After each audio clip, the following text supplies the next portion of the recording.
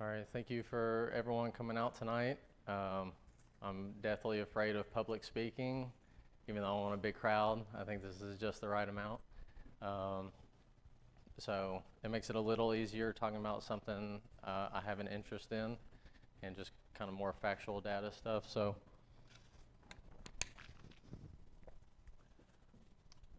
like I said Wednesday, I'm very thankful for everyone involved, and it's a lot bigger than you think.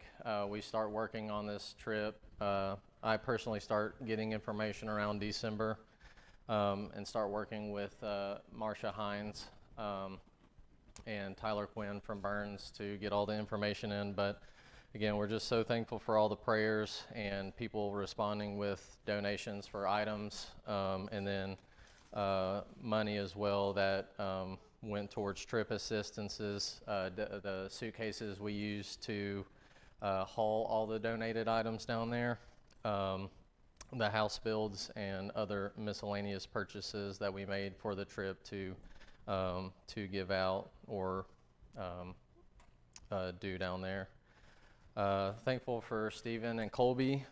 Stephen had to wake up super early to take us on the way down there, and then Colby had to stay up pretty late to get us back on the following Sunday night, Monday morning. And then also anyone else that drove anyone else to the airport from our group. And then my mom, she housed all the donated items for about 5 months at the house, and then we spent a few nights packing it all up to get the perfect weight to capacity ratio in each suitcase. So you have to stay under 50 pounds or they charge you extra. So we ended up having 7.5 check-in bags, and that equates to about 375 pounds worth of items that we took down there. So that was super cool to do. So just to get started, so whenever I throw out names, you're kind of familiar. This is Tim and Marcia Hines. Tim is Dalton's father, which Dalton's on the next slide, but Tim started in Honduras in 1990 and has been working there ever since. He kind of now goes back and forth between the States and Honduras depending on when he's needed. He runs some trips throughout the year, but his main goal is he stays very connected with the government, and that keeps the good relationship with the organization and the governments. That kind of helps out for the work. And then Marcia, she handles all the paperwork for the trip. She processes all the monies, all our paperwork, our notarized documents. She plans all the plane trips. So she does that. Our group was 50 people total, roughly around there. The trip after us had like 100, but there's trips from January all the way into the fall. So she stays pretty busy. Even while people are there, she's working on the next group to get there, and then if anything changes. So she's pretty vital in the background. So this is Dalton and Jen. Dalton is the full-time missionary. He was living whenever Tim lived in Honduras throughout in the 90s. He lived down there as well, and then whenever they moved back, he continued on mission trips, and then met his wife Jen on one of those mission trips, and then they moved there in 2018. They've been living there full-time, and they currently have 4 boys that live with them there. Aiden, Asher, Alex, Austin is their names. So yeah, pretty cool family, super hardworking, and then kind of has some information about R1T1 that we'll get into a second, but that was Dalton's brainchild in the midst of COVID. This is Nelson and Norlin. So Norlin had been driving for a while. It was only him my first year, and then Nelson was there last year and obviously this year, but they are brothers.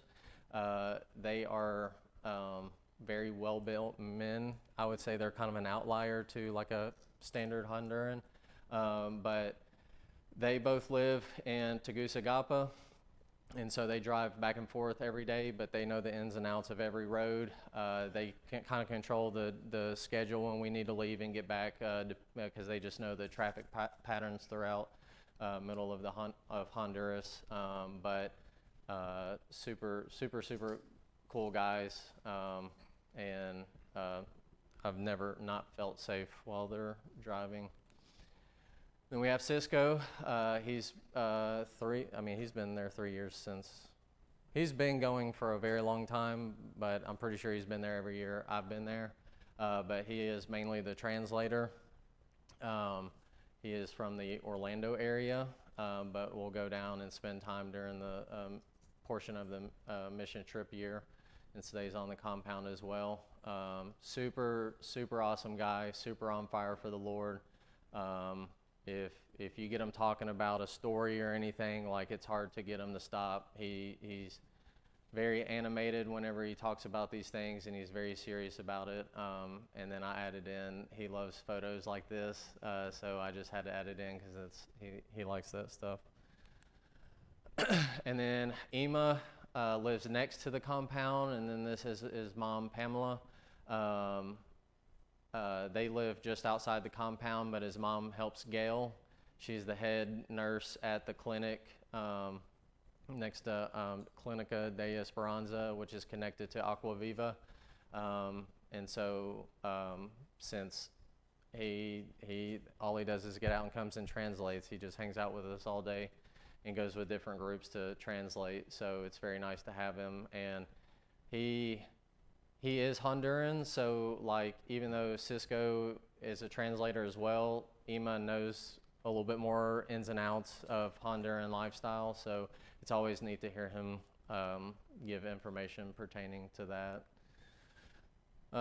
So just to, again, lay out of the land, we have connecting flights down in Miami, and then we land right here in Comayagua, and then it's about an hour trip, hour 15 trip down into Tegucigalpa, and then Santa Ana's right here. So it's about a 2-hour drive on that when we land, but we do stop in Tegucigalpa to go to the grocery store and pick up a few things for the week.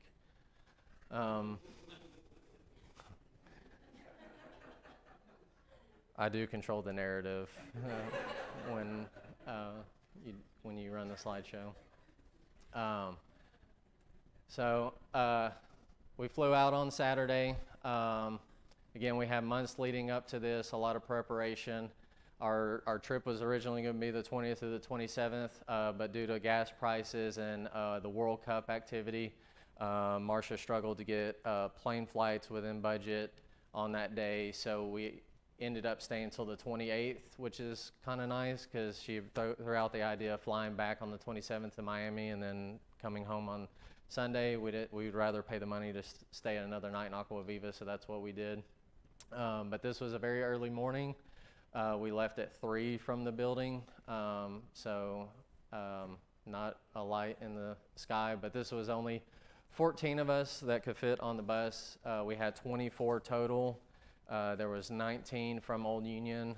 We had a mother and a daughter that were friends with Trisha, and then Jeff, Sherry, and Amelia Baxley from the Antioch congregation, but they homeschool co-op with the Franklins as well. So barely had any photos of the going down there day, and half of them are Jarrett, so just be prepared. It's, again, early morning. Mary Kate said that as soon as April sat down, she opened up her book and then instantly fell asleep. So there was not a lot of reading that had gone on that day. I was at the Miami airport on a little bit of a layover to get a snack and stuff. And we had to, when we get down there, of course, we have to go through Honduran customs and present a entry form. But they also scan our bags coming in, like our check-in bags. And they have flagged a lot of the donated item bags just because it was filled with random items. So A lot of those had to be hand checked, so we spent a little bit of time getting our baggage that morning. I was a little bit fearful because I didn't want the stuff to be taken for whatever reason, because they're not under TSA rules, which I found out later on the way home. They have their own set of rules that they have to follow, so just a little bit different. So like I said, when we get picked up at the airport, we hop in the torch buses and start our trek to Aqua Viva.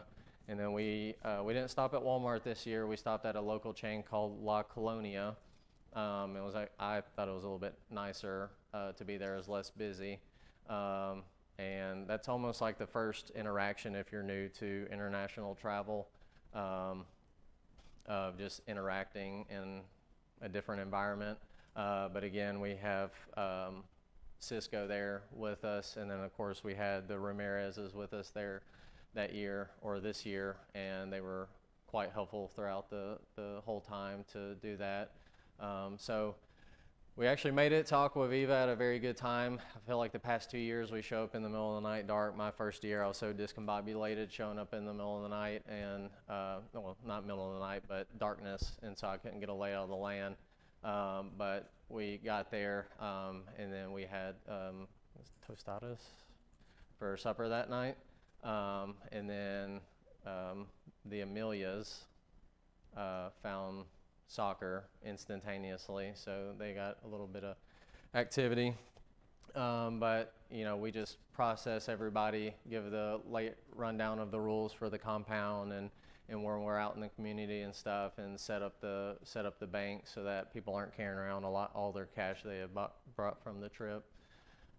And then this year, in the next photo you'll see it, but they transformed something on the compound, so there's actually a second level deck to hang out, and it was kind of super nice to get down and relax and be on it. That used to be a pergola, and then last year Dawn was like, man, I just would love to add a second story to this, and I was like, yeah, that sounds cool. And then we show up, and then he has a whole new structure. So all right, so the next day, we don't automatically hop into work since it was a Sunday. You know, we would have church service, but if you remember last year in Costa Rica, we had Burns had sponsored a church build there, so they were it didn't get fully finished until after we had left. So they wanted to have church service the next day in Costa Rica, but they don't have it until 2:30 in the afternoon. So they like to keep our schedules busy. So first thing in the morning, we went to the property across the road at Aqua Viva. It was purchased by Mi Esperanza to set up a satellite location for Mi Esperanza, but right now it just has an A-frame, so they'll take people up there to do a Devo. Super pretty views over the valleys and stuff up there.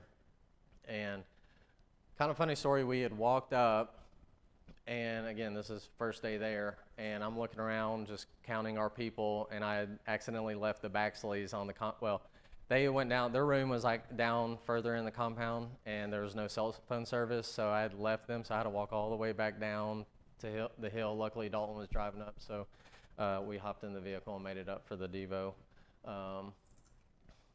So super pretty up there. So there's all the ladies that came along. After we left there, we went to the R1T1 compound, which is just like less than 5 minutes down the road. So again, this was Dalton's brainchild around 2021 when COVID had a lot of stuff shut down. I think it was due to the connection with Mi Esperanza. That was strictly a women's ministry to provide education to stop generational poverty. He had the same idea. He has a construction background, so he wanted to do one for young men. So they had started renting this property, and it's in its fifth year now. So it has gone from almost like a blank property. I kind of wish I had photos from every year I've gone slapped together, but now it is like officially self-sustaining. Through everything they have on there. It is what they produce there goes to pay for the employees, and then also goes right back into the property, and it's self-sustaining. So now he not only wants to continue to add trades to this location, but he's been in talks with some other locations in Honduras to possibly set up another one. So that's super, super exciting. We got to tour their new metal building. Last year they had just leveled off this section of the property, but they officially have it built. So they will be doing metal fabrication in this building.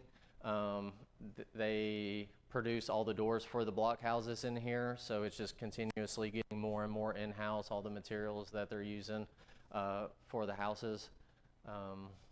Dalton's given a little talk about R1T1 to everyone, and then Jarrett thought he had some insight on what they should do with the students and stuff.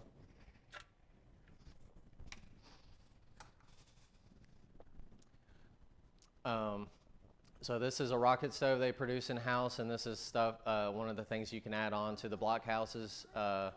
So you just put in your fuel there, and then they can add that to their kitchen to cook.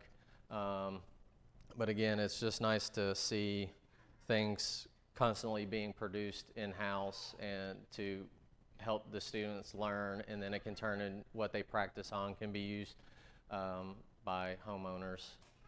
This is an example of one of the doors, and I think this is a fire pit that they were doing a project on. Because Dalton's, I think he's been trying to grab more clientele that would want something done, drawn in customers. So I believe that was for somebody. Connected to it is a little bit nicer classroom, so the one on the right can just be for basic instruction, and then this is actually a small barber school that they're doing. Eduardo, which is the preacher at the Costa Rica church, knows how to cut hair, so he teaches that class, but I think there's a new person coming down this fall that is a barber here in the States, so he'll be helping out with that, I'm sure. So just very, very cool to know that they're, along with construction, they're getting into a little bit more trades out there that is almost a comfort level. It always feels nice to go get your hair cut. So not only they can take care of themselves, but provide for their community that they live in. This is shot from up on the hill over top. My first year there was nothing here, and we had built this lean-to shed. And then second year, anyways, we helped build this section. They added this. They've added a walkway. This got built up in my second year. So there was just, it's kind of crazy just in my 3 years to see this go, like this be all flat and nothingness to a full-fledged operation, like even just a small portion of what R1T1 has to offer. So getting into the to the block portion of R1T1, overall R1T1 has 51 employees and 50 students across all the trades, and some of those employees are the students. They go to school about 3 days a week, February through November, and then some of them turn around and work for R1T1 so that they can stay in school, and it kind of keeps them a little bit more close-knit. R1T1 can produce about 3,000 blocks a day on a good day, which is roughly about 2 houses worth. Skid steer was broken down, but skid steer dumps dirt, sifts out through a vibrating, gets mixed with a concrete mixture, and then they have a couple of different block compacting machines, and these are all manual, so there's about 4 or 5 guys on each machine, and they have it all down pat, pumping these blocks out. And then they're still a little bit fragile, so they set them out to let them soak up the moisture, and then they harden over time. So they can just line that up. They obviously get them on pallets, and then, last year, 2 years ago, they were loading them up into Tim's F-150, a pallet at a time, shipping them back and forth to the job site. And then Dalton had a guy donate a big flatbed truck, so now they can get a whole house worth to a job site in one trip. So just through constant donations and generosity, it's been able to just make the process a whole lot smoother for everything. The carpentry shop was full of bunk beds. I never got to ask about that, but I don't know if it was a big project they had going on for an orphanage or something, but it was just slammed to the gills with bunk beds. I think one of the coolest portions of R1T1 is the nursery, because once you step in it, it almost like blocks you off completely for the rest of the compound, and it's almost like its own little micro ecosystem. But you know, they have that open. That's like one of the first things you hit as soon as you come in from the street. Super, super pretty. I would love to take a lot of these plants home. But they have a caretaker that walks through there and takes care of all the plants, and it's just super nice setup.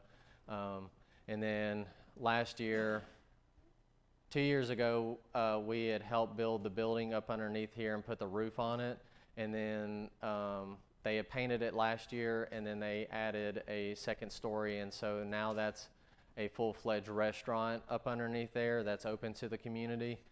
So we had lunch there that day, and it was very, very good. It may not look a whole lot, but it is very good. Pupusas. This is like that is coleslaw, but this is like pickled carrots and peppers and stuff. So just super, super good. Always feeling. After we had left R1T1, they kind of spur of the moment stopped at a park that's up on the hill overlooking Ohohona. I'll go back because I know the video is fast. But there's all these statues around carved out of stone. There's a lot more information online about it, but it's called Parque Escuelet. It's like Sculpture Park. That's pretty much what it translates to. But it's after a painter named Pablo Zelia Sierra that is from Ohohona, and he's nationally recognized. And then Dalton had read out all those statues represent something, and it was very cool to look up. And so I can get more information on that if you're intrigued. And then we made it up to Costa Rica, up all the way up on that hill. Got to visit the community for the first time in a year and see the church building finished. I think this is when they saw Nani for the first time after a year. So got settled in and started having service. Dalton did the communion that morning, and I think he was struggling to translate the verse, and Maite just instantly raised her hand and ran up there and started reading the verse from her Bible in Spanish for that community. So that was awesome to see happen organically. And then, well, the kids have class outside, and just good to see the interaction going on there. After we kind of wrapped that up, we stopped back through Ohohona. This is another point that they like to do, is just cultural involvement. Ohohona is already kind of a touristy type town. A lot of people from within, Tegucigalpa that may be well financially may take a trip down to the South Beach, and they may stop in Ohohona on the way back to get a bite to eat and shop and visit. But Torch likes to have these short moments of cultural interaction just for you to be able to experience it on the trip. So we're able to stop in and see what some of the artisans have and stuff for sale. This was like the town center. They had like a carnival going on that weekend. I feel like it happens a lot of weekends, but it was just very busy, very vibrant, super fun to be around. And then they take us to a restaurant. There's a few in town, but they kind of pick out one they can kind of trust with the food and stuff, because we still have to be very careful with what we eat to a certain extent.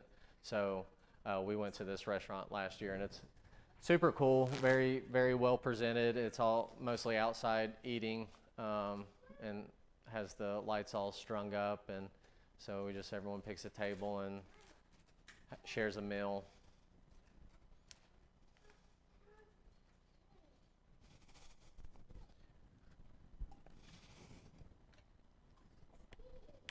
Whenever we got back that night, since we had 375 pounds of donated items, we had to quickly get them into bags before the week started, because I had taken everything apart and packaged it as best as I could, and then we had to re-put it all back together. So I had requested as many people as possible to formulate lines, and so we were able to take a lot of the leftover VBS bags and some other donated bags and split it up with gender colors, and then keep up with it that way, so whenever we hand it out, we can kind of gear some of the items towards the kids. Sorry, I'll step back. I feel like haven't been looking at this side of the room. That was them all piled up, and then after we just put them back in the suitcases, and that's what we used to haul them out each day. So Monday started our work days. Jarrett and I woke up and we're wearing the exact same shirt pretty much. Both of us said, hey, you go change, and both of us said, no, you. So we ended up wearing the same shirts for that day. This wasn't going to be the last time I shared the same shirt in the same day with someone. So total, we ended up building 6 houses, 5 block, 1 wood. So every morning we start out with a Devo. We have breakfast and then have a short Devo. Pretty awesome way to start out the day. And of course every night having a Devo, so it's a cool way to go to bed. So I think they had shipped out half of them. Both houses were right next to each other, luckily, this day. Our last experience with a block house last year was our very last house, and it rained on us all day. It was our first time building a block house. Everyone was kind of put out with that day. Tyler sliced his calf open with roofing metal. We were kind of like put out with it. So we were very blessed this year to not hardly have any rain dealt with, and so it was a lot more enjoyable doing the block houses this year. But we also know how to do them now, so they go a whole lot smoother. These houses are 16 foot by 16 foot houses, 1 steel door, 1 fiberglass sliding window. Stop me if I get into too much jargon and I need to explain something further. They have about 8-foot ceilings in the back and a little bit taller in the front, so it's just a shed metal roof on top with metal ceiling joist. They have rebar every 5 holes that go from all the way from the pad up, and then every hole is filled with a mixture of slurry, like a high slump concrete, very high viscosity concrete that over time will dry, and then it pretty much makes concrete mortar studs every 6 inches. And this, for just that in the house, it's also prepped with 2 outlets and a light switch, so if later on they get power to the home, it's already set up to run wire. This is all for $2,600, and then later on in the slides I get to a wood house. Those are almost $3,000 at this point. So through Dalton's R1T1 and procuring this block compacting machine, he is producing a better built house for cheaper, and he's also providing more work for his R1T1 guys. At the moment, the only thing that gets subbed out is the concrete pad for the home, but even then, for the price, it's not comparable for the wood house anymore. So it's been awesome just in my time going to see the progression in all of this. So once we get there, the first layer is ran. He gets the pad poured. The first layer gets ran after the concrete cures for a little bit. That one has to be set and really leveled out, and then they already go ahead and set the door jamb. We'll run it 13 courses up all the way around, and then we start pouring all the holes with concrete. At this moment, almost everybody on the job site has a job. There's a team mixing all the mortar, and then there's a team outside that they make a little bit less watered down concrete to just start plugging some of the holes. Not all the blocks are perfect, so sometimes it leaks out. So they just go around and start plugging holes. So it's always, everything that's done is vital to the operation.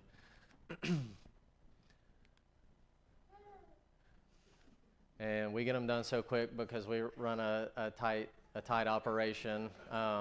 So Jarrett had to kind of get into Kelly that day to make sure the holes were patched because he was pouring concrete. After we get 13 courses up, we'll tie up more rebar just to go up even higher. This is an example of just pouring it in. Last year we tried a hand pump, but it could not make it through the pump. So Dalton's looking into a motorized pump just to run a tube around to the holes. But as of right now, we're just running 5-gallon buckets back and forth from the mortar, the mixing machine, and pouring it in. So it's it can be a little bit messy. So you just have to watch out who's below you while you're pouring.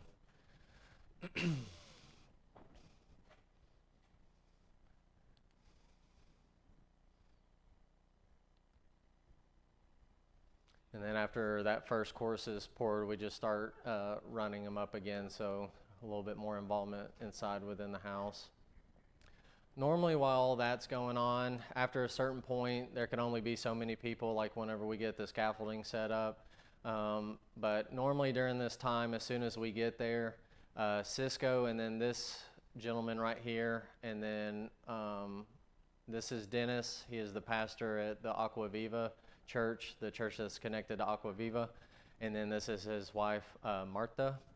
And then they usually bring their son, and I forgot his name, but he is a super sweet boy. But they are talking with the homeowners and having a Bible study with them to minister to the spiritual side of this whole thing. So I do believe that this day did result in one of them being baptized. And not every time is, whether they may not get around to it or they are already a person of faith, but that's not going to stop the house from being built. That's the main goal, is to get a roof over people's heads, to get them to a certain point and not have to worry about trying to find a roof and keeping their family protected. So they still remain connected with each family and continue to go back and talk with them. So it's not just, on a exchange of you get a house if you get baptized. So I would much prefer someone not do that and do it for the right reasons.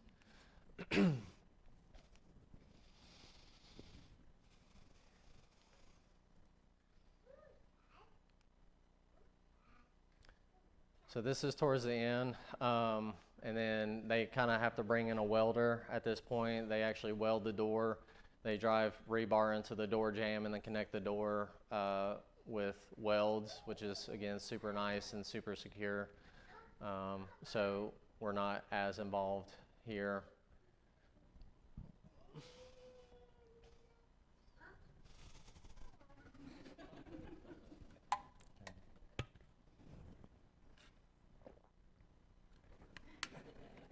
I don't even know how they fit in that because they're both like 6'4", right? 6'4", 6'5". Okay, yeah, tall, yeah. Also, while we're working, usually a small group goes out, and that's where Ema and sometimes Cisco tags along. So I think they split it up in about 2 groups and just started walking either way with the handout bags. I think this is very important too, just to again interact with all the neighbors. I'm sure it's kind of a slight culture shock to see someone that looks very different from you show up. Be a little bit curious, but I think it's good. At least possibly starts that connection. But just dropping by and being able to hand the kids something is always meaningful. Next year we'll have to make more baby bags because I felt like we ran out. I mean, we only had 5, so we'll have to do more for that. So But it's always, I wish I was able to go experience this a little bit more, but I could go off of the 2,000 photos I went through for the slideshow and see almost every photo had a smiling face in it. There was about 5 of her, and I couldn't choose which one I liked the most. They were all so cute just because she was smiling the whole time, thankful for the things. And then it also gives an opportunity to grab a snack at the pulperias that are spread out through each community.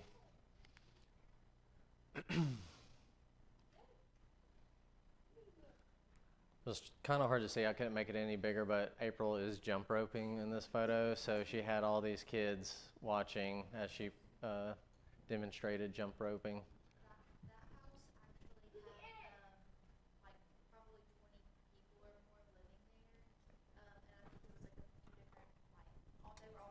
Yeah.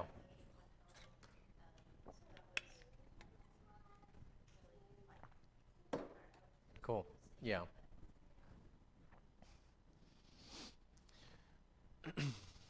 So we usually wrap up, depending on how good the house built, around 2:30 to 3. And then when we got back, they had set up, they went and purchased some food to do food bags to hand out later in the week. This is all non-perishable items to hand out. And then there's other work on the property just for basic maintenance that they very much appreciate when the groups come in to be able to do. So I know we did a little bit of painting each afternoon in some of the rooms, and then Jarrett and I worked on 2 doors pretty much the whole week when we could. But it becomes challenging because if I feel like I could have probably had those done in less than a day here with the right tools, but you're almost working with one arm behind your back depending on the tools available or the job at hand. So I think they wrapped up about 100 food bags. On the property, there's a decent sized soccer court, and so they invite people from the community to come play. And I know there's some pretty intense soccer matches every day, every other day. And then also on the compound, located towards the edge, they call it the Snack Shack. And so they have the people that run R1T1's restaurant come in and just prepare after supper, second supper almost, because that's about the size of the portions of the food is for a second supper, but just another opportunity to enjoy good food and shakes and whatnot at night to hang out with one another and commune. So the next day, this is mainly just going to be our one block house, but Burns was on a different job site doing the other block house. So this was the day that we had the lady bless us with all of the pottery. Of course, when we show up, we don't really know what the job site's going to look like. So when we had gotten there was just this super sharp hill going up, a bunch of beautiful plants around the house, and so it was hard to sit around and stuff like that. But it's been very cool to, I guess for me personally, because I like to plan, but to go into something not knowing what's going to exactly happen other than at the end of the day, these people are going to have a home. So it's been very helpful for me in my everyday life to have a little bit of more ease when it comes to those things. But as soon as we got there, we got to work. Dennis was helping out for a little bit that day before he went and started talking with the homeowners. It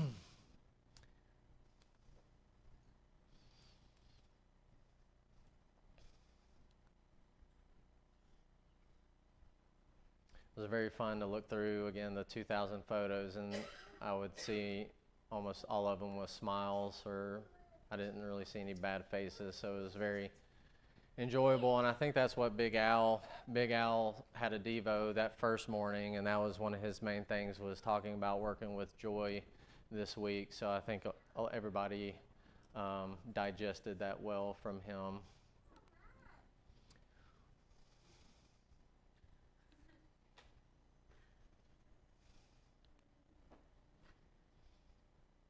kind of threw this collage together because I didn't ever do this, but I know how hard it was to do this that day, so I was very appreciative of those people. Like I said, there's no big job or important job on these job sites. Everything is super vital, and it's cool to see just people hop in and take something, and then the next day they could do a different portion of the job. But I think Sergio mainly ran that machine this day, so he took it on. I couldn't decide between the two photos. He was very photogenic. If y'all haven't connected with that family yet, I would take an opportunity to. I got to spend a lot of time with Sergio this week, and just each time we got to tell a different story about each other.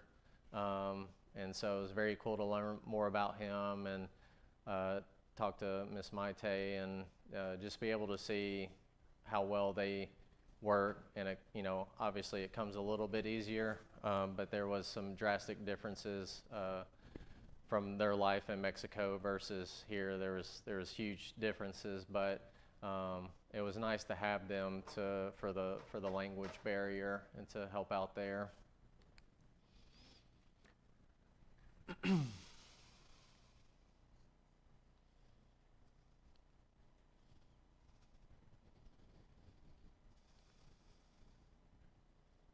was getting a little frustrated this day. Even though I wanted Mary Kate to take photos, I think at this point I caught her and then I was like, all right, I don't want any more photos of me. So I just kept trying to not pay attention, but and of course Jarrett knew when to.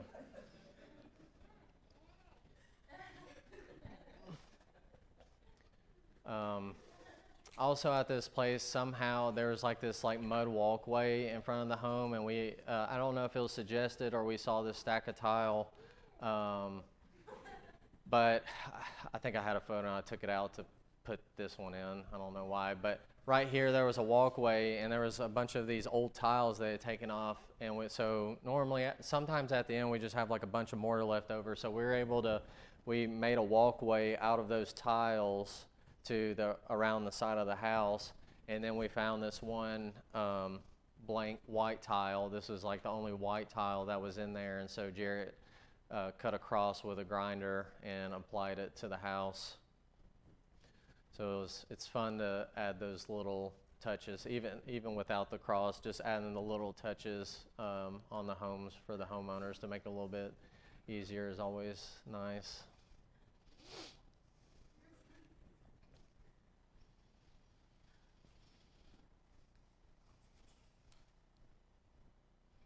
And again, while normally there's a time for a group to break off to go hand out the bags, I didn't even know they had rented a tuk-tuk for a small portion. That's like their taxi there, not very strong. Oh, gotcha. Well, I got you. We made it about halfway up the hill, and he said, all right, you gotta get out. Yeah. I don't even think them things get up to like 35 miles an hour. I mean, we zoom by them on the main road in the bus. It scares me to death just because of how close we get. But yeah, but that's just their basic taxi service. So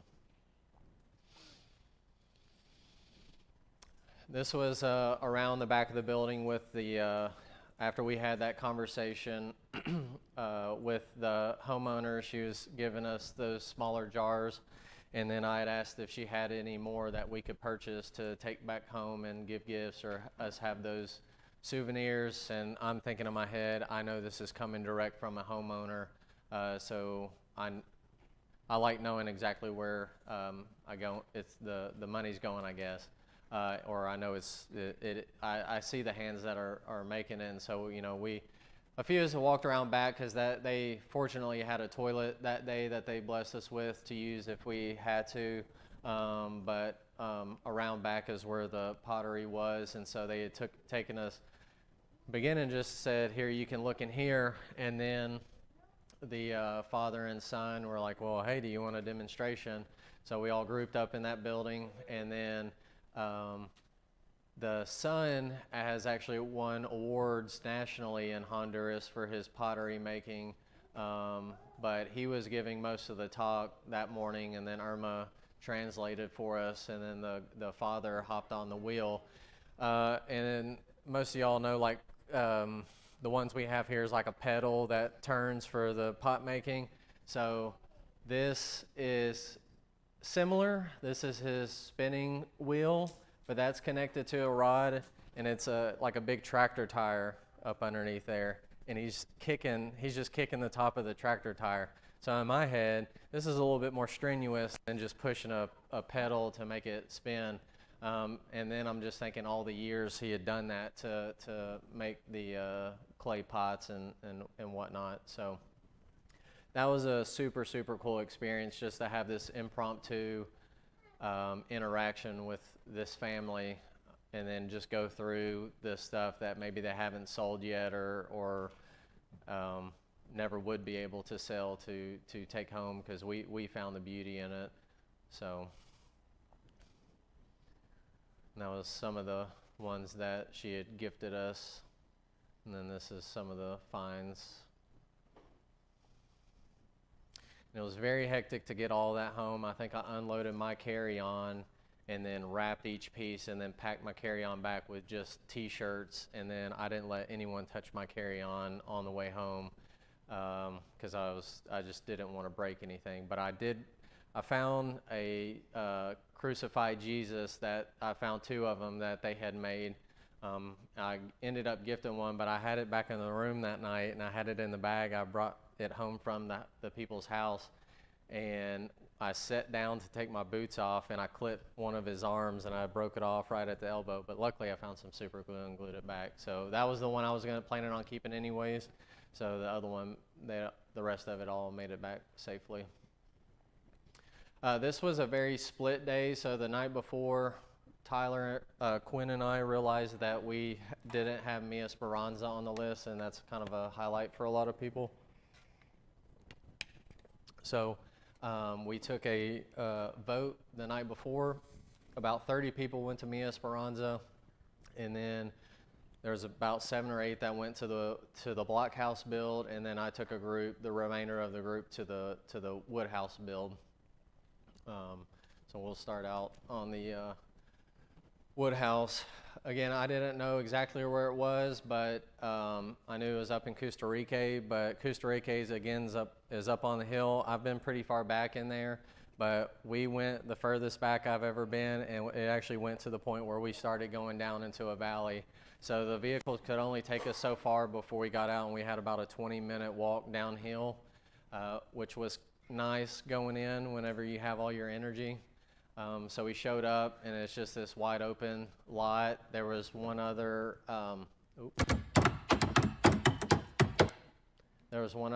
house over here. I think it had been abandoned, but it was a torch house built some odd years ago. But there was hardly any houses around this area, so it was just mainly just us. But when we showed up that day and started working, this boy had showed up from a neighbor's house, and then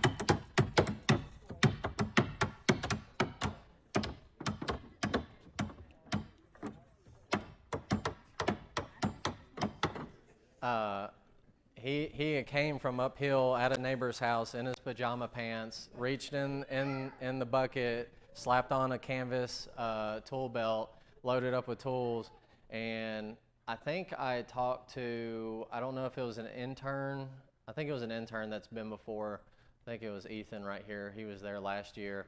He was like, oh yeah, I remember him helping on a house last year. So this isn't the first time this kid just showed up on a job site and started helping nail. And I took that video, and I was sitting there nailing the boards beside him.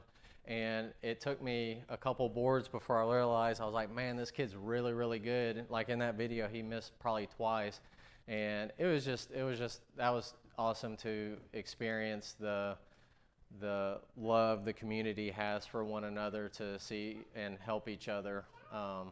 I did forget to mention, like in the very beginning, that every year when we've either showed up at the airport or this year, the first time something was said was on the plane, but people will ask us, what are you here for? And we explain we're coming to help build homes and help with Torch. And there is no pridefulness in the people that come up and talk. And that's like one of the most almost like affirming things, I guess. Like it's very tough to want to go do these things and not come off like you're trying to push our ideology or push our way of living onto them. We just come in the sincere hope to help and further progress them and help the people that may not have anything or anyone to help. And so the past couple of years, I've been asked in the airport when we land in Honduras, but this year, when we got on our flight from Miami to Honduras, a guy stopped me and was like, "Thank you for coming to my country." And so it's just super nice, even though I don't want any praise to me, but it helps settle me in those feelings of not wanting to come across in the wrong way. So none of these people are prideful whatsoever, and are always willing to work together. But while I was doing this wood house, that's when I realized, like, hey, I don't want to do a wood house anymore. This day was very tough. These do take longer. It probably didn't help because there was no wind in this valley and the sun was beating down on us. But it was a very good day. But it just doesn't make any sense anymore to do the wood houses. So I believe they are progressing out of that very quickly. Like I said, Wednesday, one of the coolest things I was able to look up and see was seeing Miss Ramirez interacting with the kids. She babysat 4 kids that day pretty much the whole time, which is perfectly fine. I don't care if anyone raises a hammer all day, but to see this going on in lieu of that just makes me very happy. So gives the parents a little bit of free time to watch and be thankful. So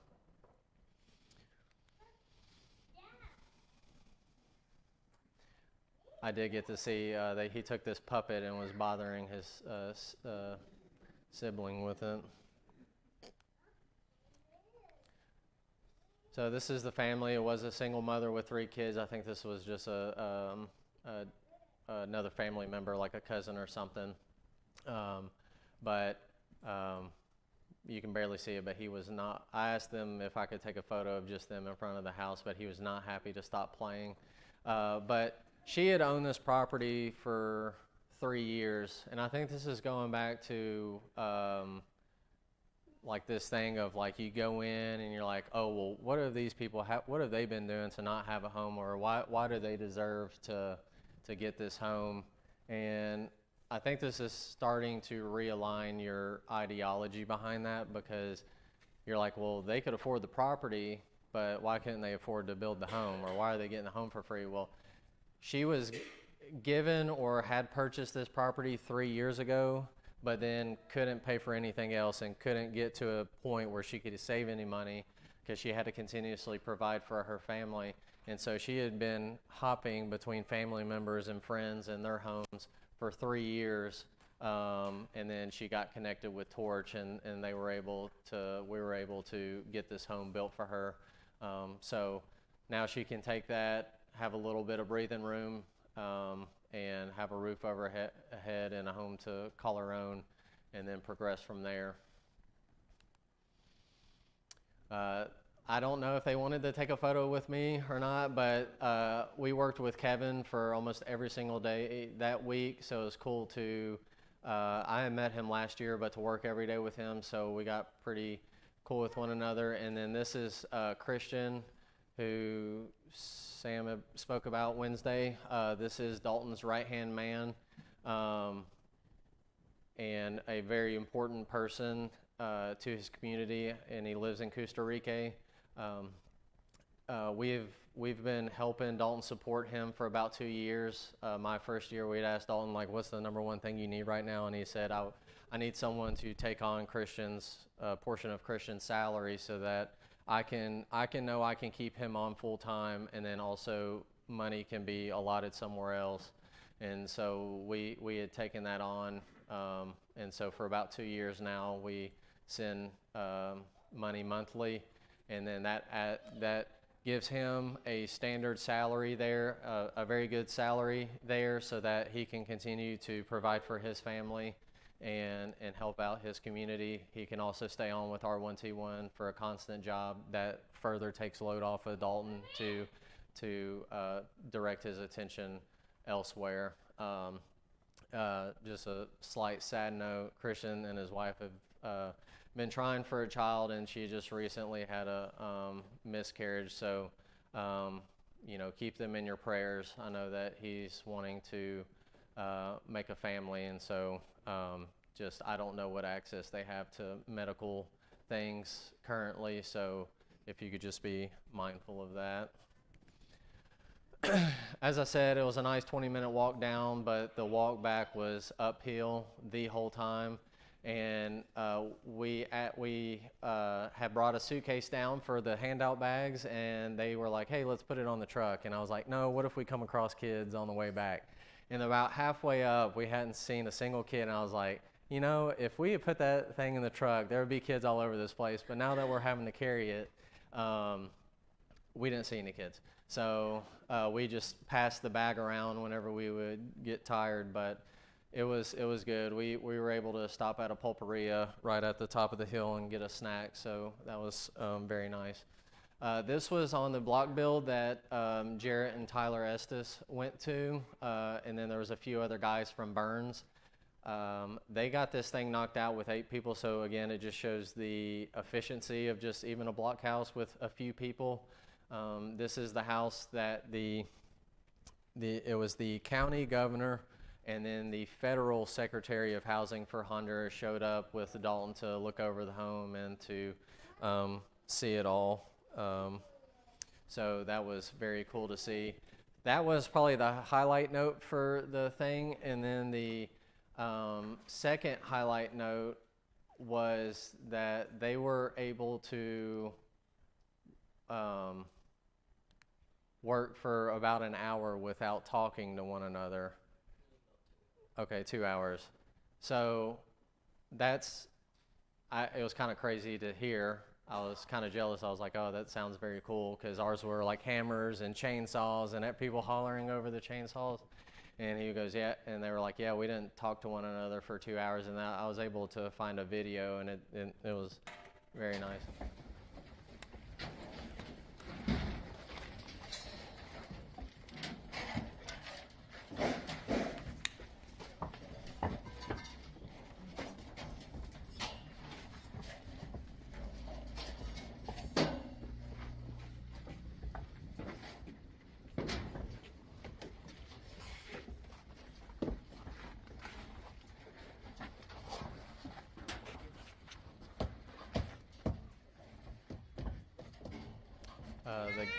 The guy in the red shirt is Big Al, which is Marcia, one of the older ladies in Mary Kate's photo. That's her husband, and I think he was the oldest person on this trip, and he had just recently went through some medical issues, so they were very worried they weren't going to be able to make it, but he was very adamant about going this year. But when we were saying our goodbyes, he was like, this may have been my last one. So that was kind of hard to hear, just because it's been very cool to interact with them even for these short weeks. So again, just a little touches. I think this is John Gabriel doing that. But given a step, the homeowner was pregnant, and she is due in November. So giving her a little bit easier step up there, and then she's standing with Miss Martha, Dennis's wife. I think this home, the roof had fell in, or it was pretty dilapidated from some storms, so she didn't have any money to put it back up together, so they were able to get it cleared out and then pour the pad and get a stone block house, which will be very nice and safe for them going forward. I believe there was 2 baptisms from this. I didn't have a lot of photos from the people that went to Mi Esperanza, but that's all right. So this is a women's ministry in the heart of Tegucigalpa that was started, I think, 2000, and they have free classes, sewing, jewelry making, computer, English classes. It's all trades and types of work, and all free to help break that generational poverty. And so this has been going on long enough that I remember last year when we were standing there listening to, I think her name is Connell. It's just Connell, not McConnell, Connell. But her and her husband live in Tegucigalpa full time. But she helped start Mi Esperanza, but she was giving the talk. And as we're standing there, there's like this alleyway with like courtyards, but everyone started like stepping to the side, and a girl in a school outfit had walked by and then walked by her and said hello. And she said, that is one of my past students' daughters that now, because of this, is able to send her to a good school. And so they're able to see generations now come through and see the effects of the generations. So a lot of the things they make, they do have a website. I'll have the link at the end that you can purchase those items from them. They do offer them at more American prices because they want to, that goes back to the women that make them. So they want to offer it at a good price to get them a higher standard of pay rate for them. And a lot of people like to go because this is another like healthy way to source souvenirs and personal items. So we know it's directly going back into a good ministry.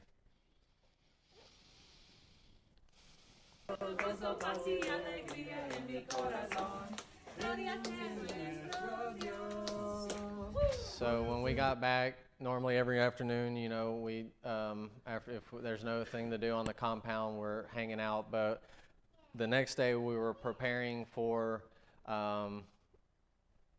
this day. So we had a group practicing songs for VBS. So Burns sponsored a clinic, and so Miss Gail usually takes over to head these up.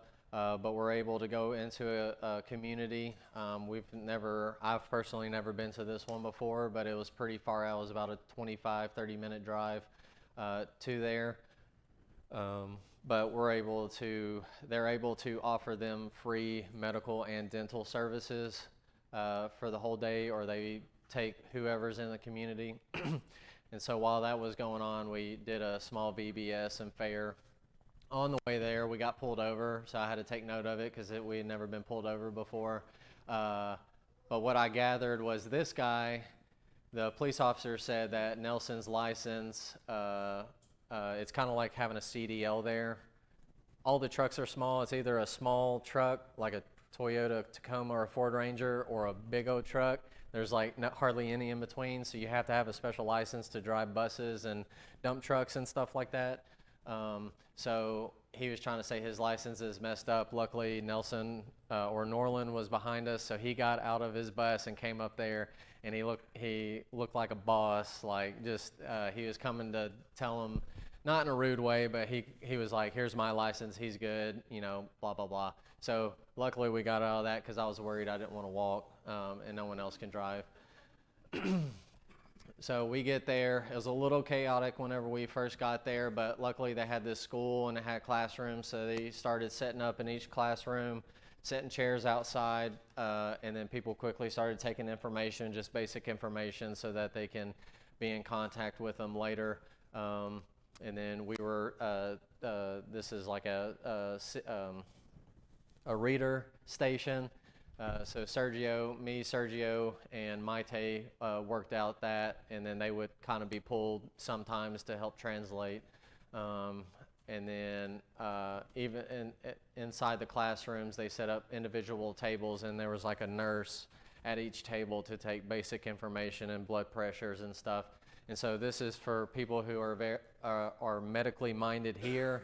This is something that they gladly accept. And so Irma hopped right in, and a few others from Burns were able to hop in and actually do a lot of the examinations and gathering that basic information. So that was super cool to witness, and to kind of I was able to take a back seat that day and just watch. So that was super cool to witness. But Gail had informed us that sometimes at these, that like the communities can get a little disgruntled because they don't want to miss this opportunity for free health care. But I think how we ran it, and maybe this community was just nicer, I guess. Either way, we didn't have any of those problems. I think the neighborhood dogs fought more than anybody. But everyone everyone got taken care of that day. I actually didn't even get to see this that day until I looked at all the photos, but they did have the head dentist there working on people. And then there was a separate building where after they got saw or examined, they could go here, and this acted as the pharmacy. And so they were able to get, basic over-the-counter or even a little bit stronger stuff to take care of the stuff. Honduras doesn't necessarily have a pill problem. I'm missing the words. Yeah, they don't have that type of addiction. It's not as great as it is in the United States. So you can actually get a lot stronger items over the counter there than we can here, which is nice for us whenever we have medical issues down there. Miss Gail can treat us good. But they're able to get prescriptions filled for free. This was kind of challenging for me, just because I've wore glasses my whole life, but to try to help out people to see what they do and don't need. So I'm glad Sergio was there, and Maite. And so we just held up a Bible that had 3 different sizes and just asked, like, hey, is this good? How does this look? Because you don't want to give them too strong, and so then it further weakens their eyes. It has to be a gradual. We also have to watch younger kids coming up and acting like they can't see, but they see glasses as like something stylish. So we have to like tell them no, pretty much. But then I always wonder, like, what if they really can't see? And then but Miss Gail said no kids.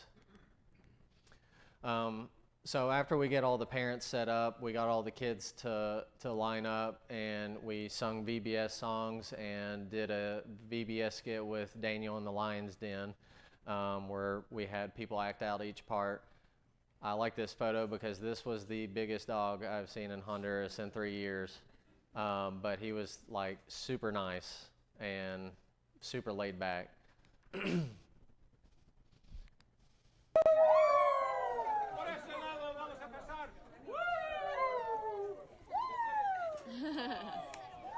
Oh, sorry, I'll speed it up.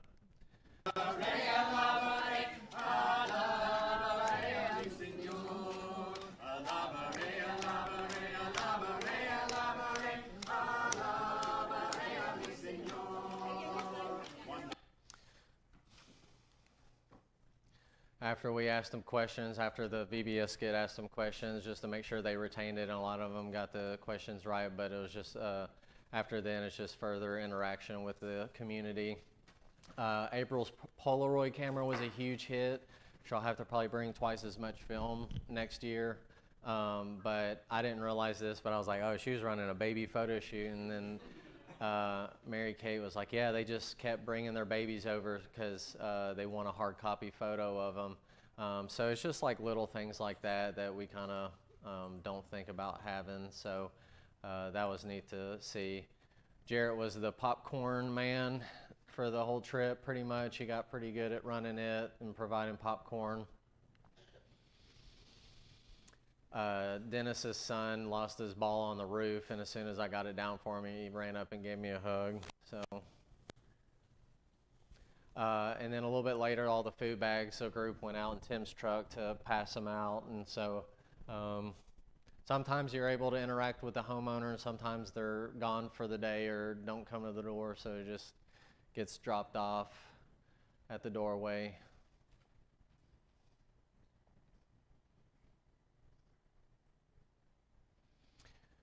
And then towards the end, we were able to give out the last of the gift bags. We had them get in a line to make sure every kid got one. So it was cool to be able to do that and see all their excited faces on the little things.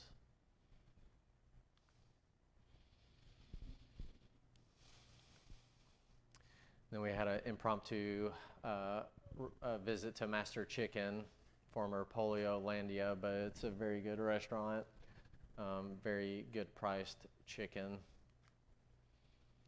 And then Cisco came with us and was like, oh, we have to go here for ice cream. And so we went there and then stopped by a gift shop of a person he knew. So again, we have a set schedule, but it's nice to sneak in impromptu trips and impromptu meals with people you don't normally get to eat with. We are winding down. Sorry, I let the time kind of get away from me. Burns, along in the Costa Rica community, sponsored 2 classrooms for their main school. So they're now officially able to take the school up to 9th grade, and so that allows kids to not have to walk down at a young age all the way down into the schools in Ohohona, only whenever they start high school. So these are a little bit bigger. They're about 20 by 20s. But again, it was nice to come back together, Old Union and Burns, and work together on these houses, or excuse me, classrooms, interchangeable.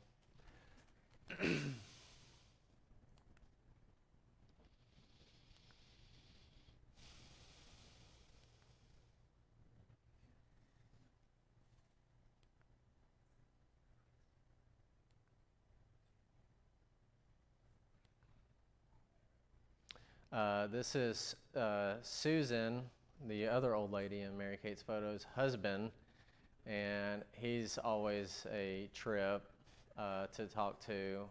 If you think you've heard the joke, you haven't, because he's got another one. And then what? Yeah, and then you'll probably hear it again because he's forgotten he told you, and then you'll hear it again. But I mean, just super lively. I enjoy being around them. And then we since we didn't have a homeowner and we can't gather up all the kids, we decided to gather around the building and pray over the classrooms for that day. And then of course normally with the builds, you know, we like to interact with the kids. It just gives an opportunity to stay involved and play on their playground equipment. They were busy having class that day, so they were out on PE, but then they let out of schools so we could play with them.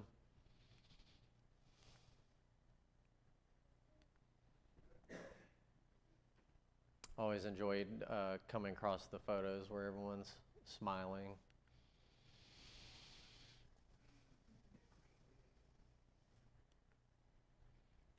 Mark, this was the drink I was telling you about, the grapefruit one the other night. I'll try to bring some back home next time.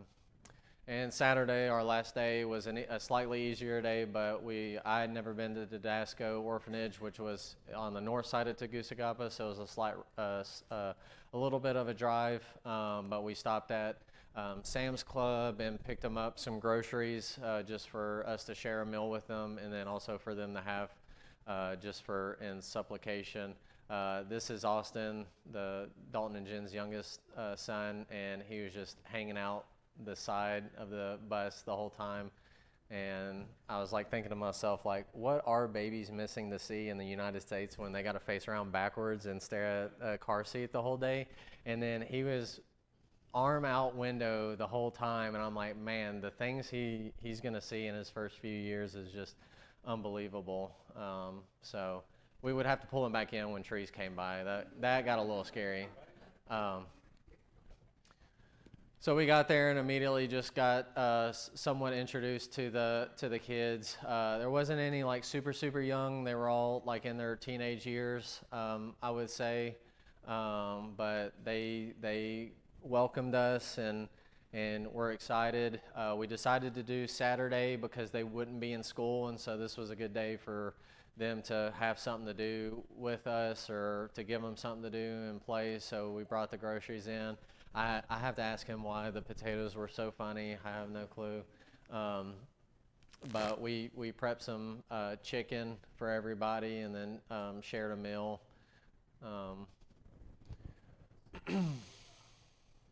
And then when we got there, I don't know if y'all remember 3 years ago when I was talking about the blind school, but the same thing happened when we visited the blind school. We looked up and there was like a perfect reflection circle around it, and when we had looked up this day, the same thing was going on, but this one was a rainbow, so this was very cool to see as well. I thought Morgan's sunglasses were fun, so I had to get a good photo of those. And then they made bracelets and colored and played cards, and just again, it's the smallest of things we think, but they mean the world to them, and you don't even have to have someone there translating. It's just the physical interactions with it all. And we played on their playground equipment too. Cisco took a group up to the pulperia just for a little snack. We tried to fly kites, but there was wind, but they were just really, really struggling to stay up. But they ended up losing interest and wanted to play soccer, which is fine. I didn't want to get into it because some of the older boys had some feet on them, and I didn't want to get caught in between them, so I kind of stayed on the sideline. And then we made popcorn and ices and cotton candy for them. It was a super good time. Right when I took this photo, I did ask him how many he had. I think for the snow cones and the cotton candy. And he originally told me 4, but right when I took the photo, he threw his thumb out for 5. They had just, Cisco was telling us the story. I don't know exactly what year it was, but they were looking for like a woman's prison to visit. They had just went to the grocery store to bring the women's prison food, and it had said it was down this road, and they kept asking people, because there's all these houses down this road off the main road, and they were like, hey, where's this at? And they're like, oh, it's up there, oh, it's up there, oh, it's up there. Well, when they finally made it up, it was the orphanage, and they were like, well, this isn't it, but they went in anyways, and he said that when they started talking to him, they had just ran out of food, and they didn't have any money to go get any more, and so he said they had been praying for something to happen, and then here comes a torch group with a busload of food. And so over the years, there are other groups where this is like a big thing to them and they want to visit. Just the same thing, we go back to Costa Rica. There's groups that mainly go to Didasco and do repairs on the buildings and help minister to them. So they are no longer on their own. Torches is pretty involved in that as well now. I talked with Sergio after the fact here. It was pretty cool. He was telling me that he could see like some of the interactions going on with some of the boys, and he had told me he had talked to this one about like, you know, that you are in a challenging point in your life, and so was the kid. It was a younger boy, and he was like, you need to lead this young man. You need to be there for him, and don't let all the other older kids, you know, maybe pick on him or something. So it was cool to see Sergio use his ability for communication to have those talks with someone he had just met an hour or two before.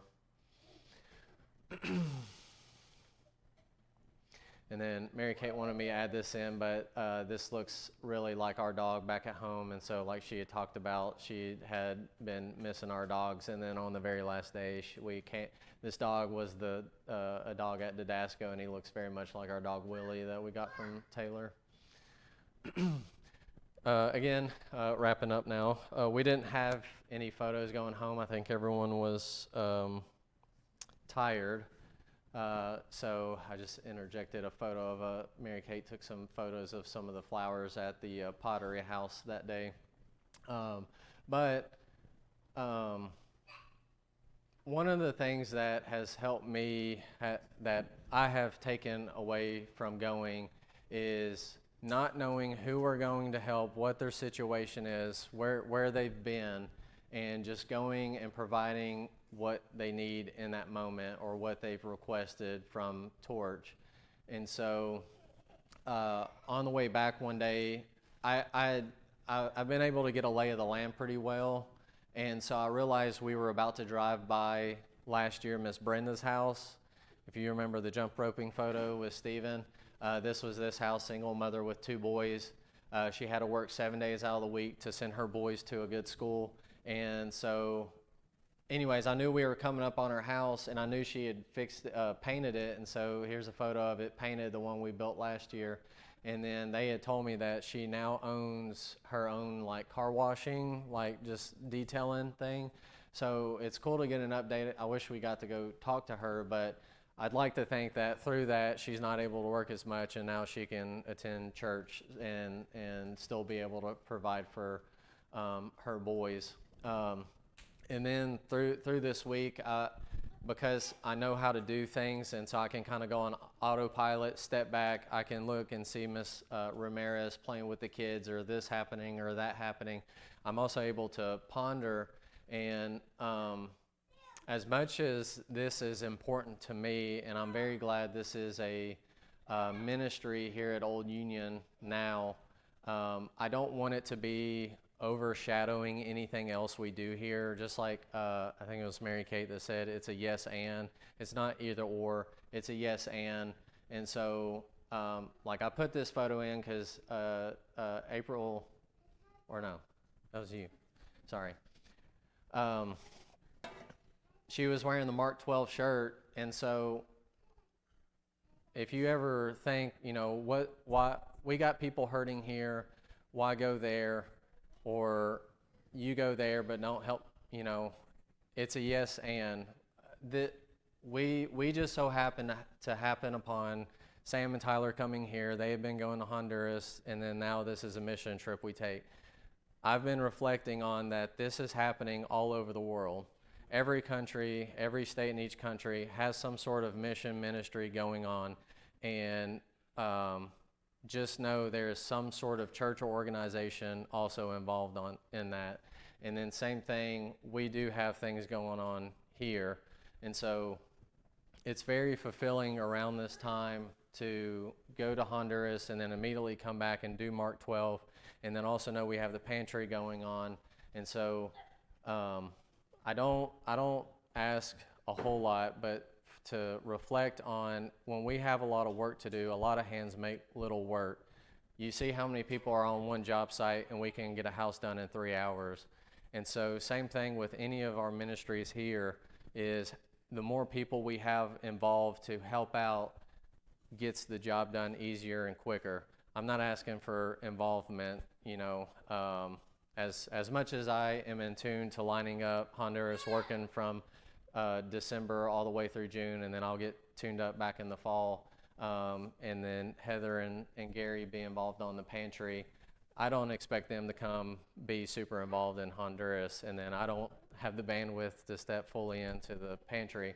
But I think it's very important to go in with the 2 schools of thought that a lot of hands make little work, and then to not go into it thinking about what anyone has done to get to their position, but to provide the help first. Because a lot of the things that came to mind was how many times in Jesus's ministry was where he administered the help that they needed first, and then he applied the teachings of correction. And then the final one he did with the thief on the cross. I mean, to think someone asking for help in their final moments where no one else to go to, and he just so happened to pick, you know, the Savior of the earth. And so I've been trying to apply that to my life, not that I have someone dying next to me, but almost taking it to that severity of help and the response I need to give. So That's all I have. I can leave these up here if you want to take a photo. That's for Torch, and then Mia Speranza, and then R1T1, but Torch has a bunch of donation things. If you have any questions, feel free to ask me or anyone that went. If you would like to help support Christian, because we have a few people that mainly support to that, but the more people we have, the less it's a burden on people, and or future things with Honduras. You can send the Feeding a Sheep or drop a check in the basket, and Casey makes sure it gets to the right place. And then I have a full list for next year that I'll start advertising later this year. So, all right, I know that was a lot. So if you don't have any questions, or if I answered all of them, that's fine. But if you do, I can take them at this time. Oh, Reach One, Teach One. Sorry. I knew I was missing something.